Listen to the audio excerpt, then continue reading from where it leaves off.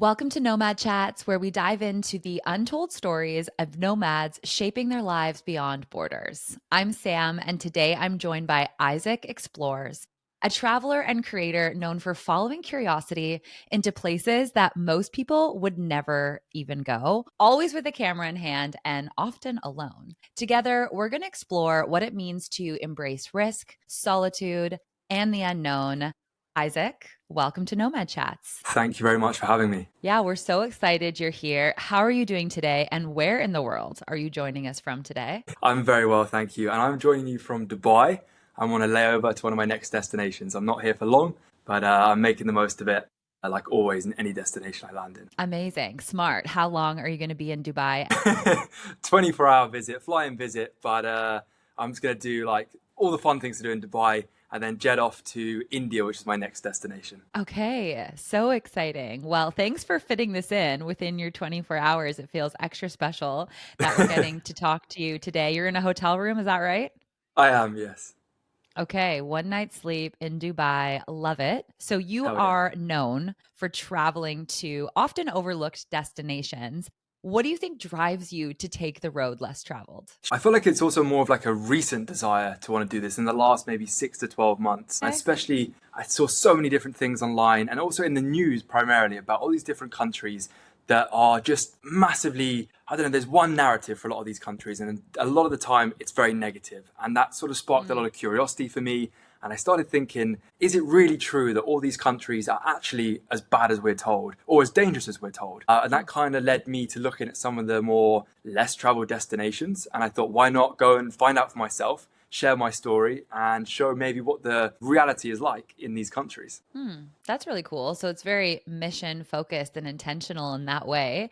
Have there been locations where, when you tell your friends or your family, people are ever worried for you or shared, oh my goodness, that is somewhere that I would never go? Like, what places and stories come to mind? I mean, the first one that comes to mind is my most recent trip. I just came back from Pakistan.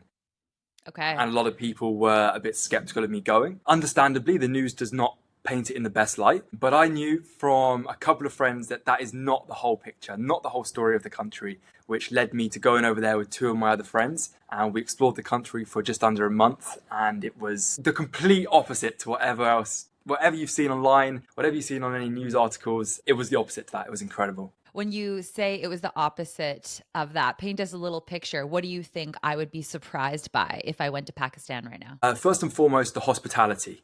They treat every single person like family. I wasn't allowed to pay for taxis, meals, all sorts, because they treat you like you're one of their own, and they really want to have a lasting impact on you coming to their country because, well, I think it's part of their culture, but also they probably just don't get as many visitors. So they're kind of very happy to see anyone that chooses to come to their country, and they just treat you with the most utmost respect. It's amazing. That's amazing. Has this desire to always travel into the unknown in these places that are maybe having a bad reputation, has it ever backfired? Has it ever gotten you in trouble? Not really, you know. And I know a lot of people might be thinking, oh, there's got to be like a really bad story where something's terribly gone wrong. But it seems to be that things will always just kind of work themselves out. And I really think there's more good people in this world than bad. And a lot of people are very, just go into things scared and have all these negative ideas of people and places. But if you go in open mindedly and you go in honestly trusting people, you usually have a really good outcome. And that's the way I've kind of entered every country. I'm not going in judging. I'm not going in making any assumptions. I'm just going in open-hearted, open-minded, and it's nearly always led to amazing things and amazing stories. That's very beautiful. It sounds like you really focus on what can go right versus what could go wrong. And that's a headspace of optimism and positivity that has probably led you to experiences that most people will never have because they're just so worried about what could go wrong. It also sounds like there's a fearlessness within you. Would you say you've always had that? No, definitely, definitely not. Absolutely not. This is more of like Okay. a newer drive, but it's come from me sort of building the foundations of starting small when traveling, going to countries that most people would go to. And then when you get a bit of confidence from that, you go, right, maybe I'll start looking for some other destinations. And it's led me onwards to places like Pakistan. I'm looking at going to places like Afghanistan in the near future, which I would never have dreamt of doing about a year or two ago. But I feel like every new experience, especially when it comes to traveling, has kind of, it's made me who I am today, and it's made me more and more confident each time. And each time I come back home, I'm like, okay, I want something more. I'm ready for the next thing, and it kind of it builds this like desire inside of me for more and to explore these, I guess, lesser visited places. Okay, I love that. Well, on Nomad Chats, we love a good story. Okay. So I want to hear one of your stories from your adventures. I believe you travel solo everywhere. Is that correct? So I would say I do, but I end up Okay. meeting a lot of people, so I never feel truly alone. And that's the Okay. beauty of solo travel as well, I find. Like, you're never actually by yourself a lot of the time. And I'm very lucky as well to have friends in the travel community, in the travel space that want to do similar things, but I will never necessarily be like, I have to go there unless I have someone. Hence, Mm. I'm here in Dubai by myself, and my next couple of trips, I'm going to be solo.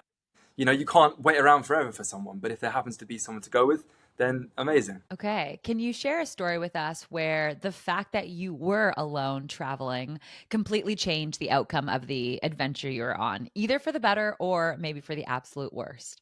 Probably the first thing that comes to mind is also Pakistan. It's my last trip. I was in a city called Karachi, right down south of the country. It's typically known to be more of the rougher and, let's say, more dangerous part of the country. And I was walking around the streets by myself. I was filming a YouTube video basically answering the question if I think this city is safe or not from my view as a foreigner. And some guy on a bike pulled up alongside me. And because I was by myself, in answer to his question, which was, would you like to get on my bike and come for a ride around the city? I could say yes. If I was with people, I probably wouldn't be able to say yes. And it took me on quite a journey around the city with this complete stranger who turned into one of my best friends in the country. Wow. What is the most unique, like locals only spot that they brought you to? I think the one place he took me to was a little street seller selling like sugarcane juice on the side of the road, and it was his little like go-to spot.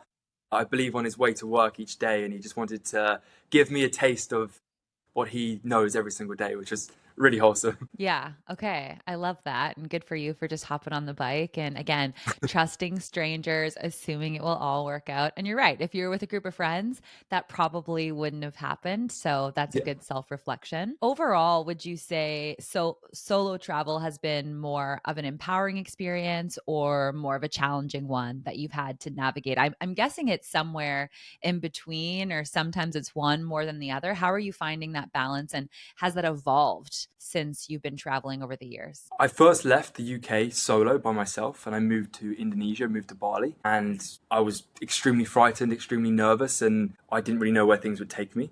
But ultimately, I think the path of solo travel is one where you grow a lot and you find an awful lot out about yourself. And I think it is very empowering, and it's really only a journey that you can get by doing solo travel, and it's growth that you'll probably never ever experience just being at home. And I really think it's all so positive, and I think I would genuinely recommend everyone at least one point in their life, even if it's a small trip, should give a little bit of solo travel a go. Even if it's just to a typical European country, maybe you're used to going, I still think it can change a lot, and it can have a massive impact on you as a person and just on your outlook into life even as well. Hmm. And did I read that you're 22? Is that fact still correct? Yeah, I'm 22. You're 22. So you are literally growing up right now while traveling, while going on all of these adventures. You Yeah. mentioned growth a few times. If you were going to look back on it, like what do you think? How do you think these experiences are starting to shape your identity, how you see yourself? Like, what are the things that you're noticing by being alone and having all this time to self reflect and grow up in front of the camera and around the world, often alone? The first thing that comes to mind is confidence. I Mm. was not a confident person before I left to travel. I was quite nervous. I couldn't even dream of posting anything online. It would scare the life out of me, and I was really worried about being judged. And you quickly realize that, people's opinions don't necessarily matter. And even if people say stuff, at the end of the day, it shouldn't really shape or define what you do and how you feel. Just reflecting on, I think, the person you were before you kind of started this adventure, you painted a bit of a picture for us, someone who was shy, who worried a lot about what people thought about him. And you're noticing that's shifting in this experience. Anything else you're really noticing about your identity and how you see yourself that maybe if you hadn't been doing all these adventures and traveling solo, like where do you think you would be right now? Wow, good question. In terms of a version of myself, I'd be a far less confident version of myself. And I even mean for like, for example, going out for a meal, going out just to the shop by myself, like things like that would probably be a little bit daunting before, even though it's not a big thing. I just was mindful of what people thought of me and how I looked and everything. And now I just feel a whole sense of like this confidence that I can't even really put into words properly. But I just feel like whatever I'm doing the right thing, and it doesn't matter what people think. I'm confident enough within myself now that I know that I'm on the right path, and I'm just making sure that I enjoy what I'm doing. And that's the main focus. Well, a theme that I'm kind of hearing in your story is just doing it and seeing it work out. So you do it more and you do it bigger. Like you started with a couple trips around the world and you're like, okay, that worked. Where else could I go? Could I go to even more unique places? Could I debunk what it's really like to live there? And similar with posting content, I can imagine that very first video you posted made you really nervous, but then it worked out. So you did another one, you did another one. And now would you identify like as a content creator? Like that takes a lot of confidence. Yeah, I would identify as a content creator. And even more recently, I'd now call myself a YouTuber, which is like, was always my dream growing up, being like, oh, I'd love to call myself that. And I've only started YouTube about 3 months ago now, and it's gone incredible. And I can really sort of feel like, okay, this is like the right path for me. So yeah, I guess I can now confidently call myself a content creator and YouTuber. And yeah, feels great. I can imagine. Well, congratulations on stepping into that new identity and just taking those baby steps and one step at a time, literally, and seeing it work out and then do it more and do it more and do it more. And I think that repetition and that process of try something, see how it feels. If I like it, do more of it. If I don't like it, then just stop it is that experiment of life that is kind of the whole point, isn't it? Exactly, yeah. And also, I think you have to be willing to fail. Like, you got to Okay. understand in any sort of journey, like, you're never going to win straight away. I mean, some people do, but you most of the time you're not going to. So, like content creation, you've got to put out hundreds of pieces of content to really see what sticks. And I think I posted for a year straight every day with nothing really happening. I didn't earn a single penny. I didn't really gain any followers, but I was doing what made me happy, and that was the most important thing. And I think the only reason that I'm still here doing this, and I'm at a point now where it's worked out a little bit more successful. I'm still not where I want to be, but I think it's because I just kept turning up each day. I truly feel if you're doing something every single day, something will click and something will change. But consistency is key in anything in life. And I think I put all any successes down to just being consistent and showing up every day in some way, shape, or form. That is truly the most important thing. If we were going to start with consuming your content, where should we start? Is there a piece of content you created that you're the most proud of? That if anyone just saw one video or one piece, what would you want them to see? Just go to my new YouTube page. It's me as my authentic self, and me giving people in certain places a voice that they've never had before. And I'm able to go and just be on the ground, speak to locals, interact, and just show the whole process of that. So genuinely, just go on any YouTube video. It would mean a lot, and I truly think it will show you travel in a slightly different light. We're just thinking about kind of moments where you question this lifestyle, whether the lifestyle of a content creator or the lifestyle of a nomadic traveler who's going around the world to these often overlooked destinations, often alone. Like I can just Mhm. imagine there had to have been days where you just thought, like, I'm just so alone out here. And it can be a very, very vulnerable feeling. And I'm sure many people listening to this have either felt that way or are scared to feel that way. And so they don't do it at all. What can you share with that person about, the reality of that feeling and how you worked through it so that you didn't give up? That going home and restarting, it's fine. It's okay to do that. Sometimes you just need a little reset to go again. I don't think we're meant just to push ourselves day in, day out forever. Taking breaks is important. It's something that I've learned more recently is actually necessary. And I actually now make time to go home a little bit more often. Before, I was kind of fearful of going home because I thought it means I failed in my journey of traveling and content creation. And when I did used to go home, it was because maybe I was low on money or something like that. But now I kind of go home out of choice because it kind of brings me back to where I've come from and just allows me a bit of time just to refocus, rethink, replan. And if anyone's out there on the solo travel journey and they feel burnt out, it's okay to go back. And you're not going back to where you started. You're coming back a whole different person.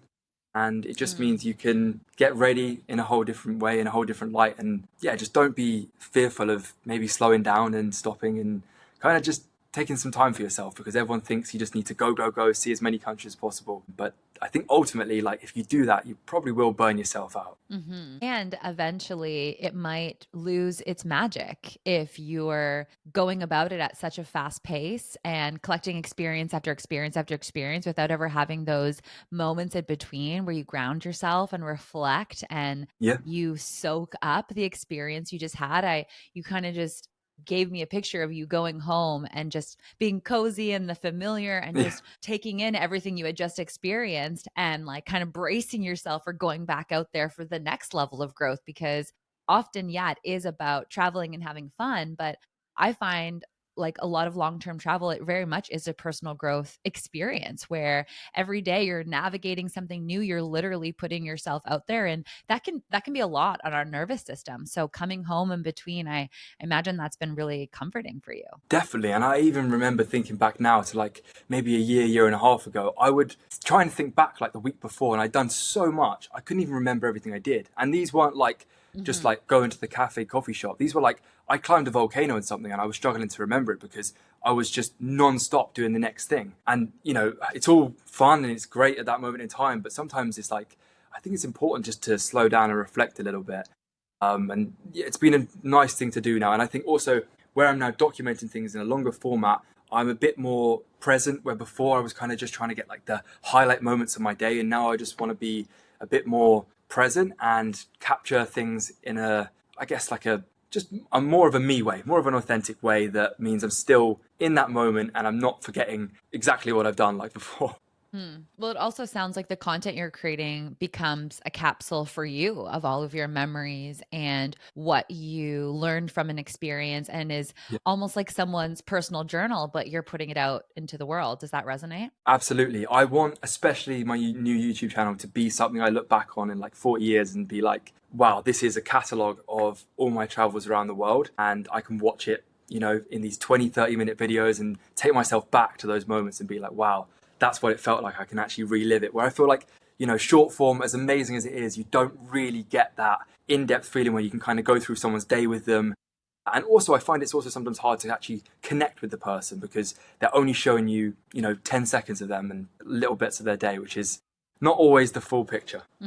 Earlier in the conversation, you mentioned that yes, you're traveling solo, but you're never really alone. Like you're always meeting people, joining different groups. Like, how are you finding connections on the road? Like, what would your tips be for somebody who maybe isn't as charismatic and extroverted as you are and able to really put themselves out there? Like, how would you advise someone who was more reserved in their social skills and their ability to just like go out and make connections? Because for you, like, I'm guessing like you come off like it would be so easy. Tell me if No, I'm wrong. Okay, you tell are me wrong. more. I don't find it that Okay. easy. I just feel like I'm very lucky where in the content creation space, you kind of know everyone online already. So then when you meet in person or you plan trips, it's just things kind of happen a little bit easier because you already have these well, you feel like you have these connections through an online thing. But I understand not everyone has the luxury of connecting with all their favorite content creators, and that's the truth. So when I first started, my main ways of connecting with people, and remember I was very nervous when I started, so I didn't even want to stay in hostels. And I know a lot of people would recommend hostels, but actually that felt too daunting to me. That felt I didn't want to go and sleep with 8 strangers in a room. So my way Okay. was going on Facebook groups, and I could kind of interact through a screen, I guess, and kind of like what I'm doing now, but in a different way. I could find like a local Facebook group. So when I moved to Bali first of all, and I joined like a local Facebook group where it was like people just moved there and they could put like a little, almost like a Tinder profile of themselves, but not for dating, for meeting fellow travelers. And that was the first way I made my first friend. I connected, I commented, he messaged me back, and we're now still best friends 2, 3 years on. And I think that was a Amazing. really way to ease into it rather than maybe going in the deep end like a hostel. And I found there's a lot of Facebook groups for almost everywhere in the world. You can kind of find some community for that specific place you're going to. Okay. Very cool. When you are thinking about capturing a destination that you've been to, How do you really know a place has left a mark on you? What is there a sign that you would look for or a feeling to know, okay, I really connected with this place and it was more than just a destination I was passing through? Like, is it about the amount of time, like 24 hours in Dubai? Could that be enough for you to really feel like you had a connection with the place? How do you know something somewhere has left a mark on you? Usually how I am afterwards. Like if I'm going home to my mum and my dad and I can't stop talking about a place and saying they even need to go, then that's how you know it's left a mark on me. And usually it does need to be a little bit longer than 24 hours, truthfully, because I feel like what leaves a big mark on me is not just the place, but the people. And I think you need a little bit of Mm. time to really meet people in destinations. I mean the local people more so. So I think if I'm in any country, at least a week, I can get a good feeling of what it's like and what the people are like. And then if I'm going home screaming and shouting about how amazing this place is, that's how you know it's left a lasting impact on me. What is the latest place that you've been screaming and telling everybody about that they must go? You've mentioned Pakistan a few times in this conversation. Any other destinations where you would just say that has to be on your list? My first answer from most recent travels would be Pakistan. That left a big impact on me because of the people and how hospitable they were. But another country that really left a mark on me, and actually a country I ended up living in for almost a year, was Indonesia. The Indonesian people are incredible, but not just that. It's a country with thousands of islands. I don't even think they know how many islands they have, and it's just I feel like it's still quite undiscovered. It's just so stunning, and it truly has some of like the best landscapes I've really ever seen anywhere, and it's so diverse as well. You've got these blue waters, you've got volcanoes, you've got rice fields, you truly have everything, and you can even have all of that on just one tiny island. So it's like just a never-ending paradise that you just want to explore and explore and explore. And even after being there on and off for a year, I would still go back happily every single time, knowing that there's so much more to uncover and explore. Yeah, I've been to Ubud and it was a very beautiful spiritual place and absolutely loved it. I think I spent a month there and yeah, that was a good Wow. amount of time to really feel like I was part of the local culture and joined a yoga studio and did the things that you can do when you're more than just passing by for 24 hours in Dubai, right? Exactly, exactly. All right, Isaac, we always like to end our conversations with a rapid fire round. So, Nomad edition. I have some questions for you. I don't think you've seen these.